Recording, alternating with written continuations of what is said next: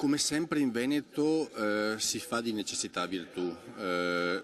Purtroppo dopo la grande crisi finanziaria del 2007 gli strumenti economici a disposizione delle imprese sono ancora quelli vecchi, mentre appunto Confturismo, Confcommercio mette in moto una nuova iniziativa, avvicina il credito alle aziende e a chi deve utilizzarle, quindi è una cosa che stiamo guardando con particolare attenzione. Arrivano i basket bond per le imprese del turismo. Con la crisi finanziaria internazionale le norme sui requisiti patrimoniali per le banche si sono infatti fatte più stringenti e così i criteri nella valutazione del merito creditizio. Per questo Confcommercio, Confturismo e Fidimpresa Veneto hanno unito le forze. Abbiamo sempre avuto un blocco rispetto al sistema bancario, soprattutto nel mondo delle piccole e medie imprese.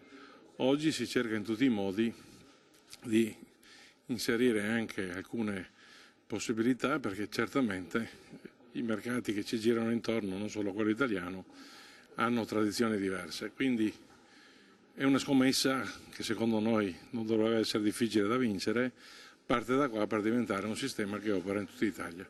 È partita dalle spiagge, perché le spiagge erano quelle che strutturalmente erano più pronte a partire. Noi avevamo la necessità di dare un messaggio forte, che è quello che viene dato nella conferenza stampa di oggi.